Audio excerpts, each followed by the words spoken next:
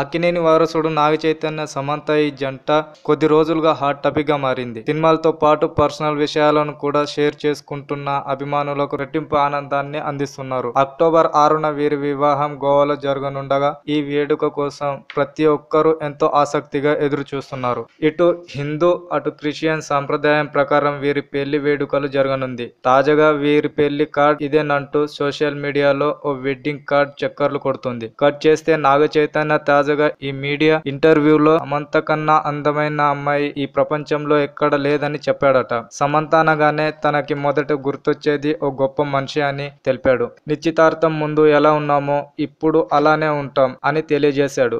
ఇక తమ love స్టోరీపై cinema తీసేందుకు ఎవరైనా ముందుకు వస్తే వారికి స్వాగతం తెలుపుతామే తప్ప అభ్యంతరం చెప్పమని చైతు అన్నాడు. మరి చై ప్రకటనలతో ఆప్ కమిటీ ఫిల్మ్ మేకర్స్ పాపులర్ పేర్ పై అందమైన ప్రేమ కథ చిత్రం రెడీ చేస్తారా లేదా అనేది ఆసక్తికరంగా మారింది. మీకు నచ్చినట్లయితే సబ్స్క్రైబ్ చేయండి. ఫిలిమి స్టార్స్ బోలెడంత న్యూస్ బోల్డ్ గా.